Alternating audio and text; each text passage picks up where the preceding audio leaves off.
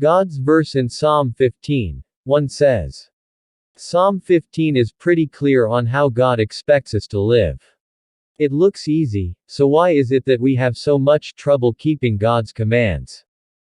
Who of us has not gossiped, or broken a promise?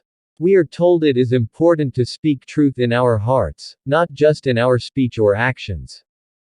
Sin can sometimes be our inaction as well as our actions. We may not lend our money and expect to be repaid with an unfair interest, but what about a bribe against the innocent? A bribe doesn't have to be money or gifts. Sometimes it is the price one pays to be accepted by a group for not telling the truth. Truth be told, we can't live blamelessly on our own. We need God's help. Some of the greatest saints have been the greatest sinners. Peter and Paul are two examples of this. They both thought they had it together.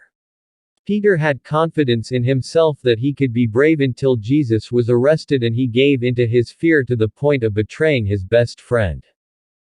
Paul thought he knew what God wanted of him when he went about condemning the followers of Jesus.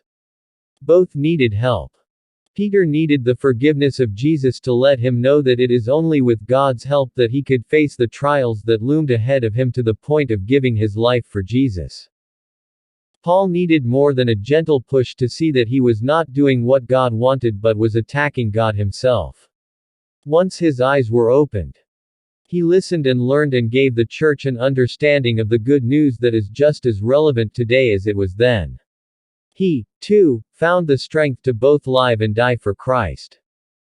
When we ask for help to live as witnesses for Christ, we will receive it. As Jesus told us, by ourselves we can do nothing, but with God's help anything is possible.